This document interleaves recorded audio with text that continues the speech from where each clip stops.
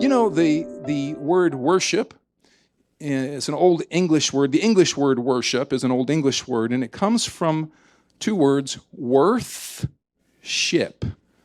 Worth-ship, or the amount of worth placed.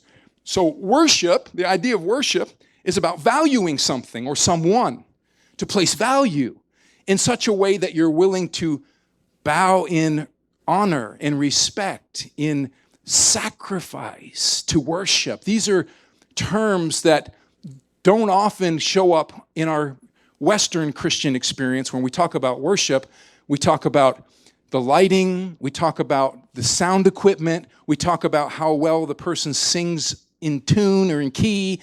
We talk about those things when we talk about worship. Oh, it was beautiful. Oh, it was great. But we often don't talk about the cost of worship. Worth placed. And how do you know how much something's worth? How much you're willing to pay. Right? Come on, think of Abraham. God did tempt or test Abram.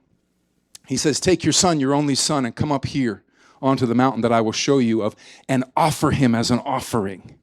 And Abraham says to his servants, the lad and I are going up there to worship. Now that's a whole different definition for worship. We're going up there to worship. I'm going up there to give everything I am and have on his altar, in hope and in faith that he's going to give it back to me. By it, he became the friend relationship term here of God. You see, relationship, friendship. Abraham was the friend of God. Why? Because he was willing to place worth on his worship, the cost of worship. It amazes me at the tendency to not place a lot of value, because it gets a little hard at times to push through into a time of worship. Those of you with kids and families, my hat is off to you, because I know it's a whole lot of work to get kids and families to come to church.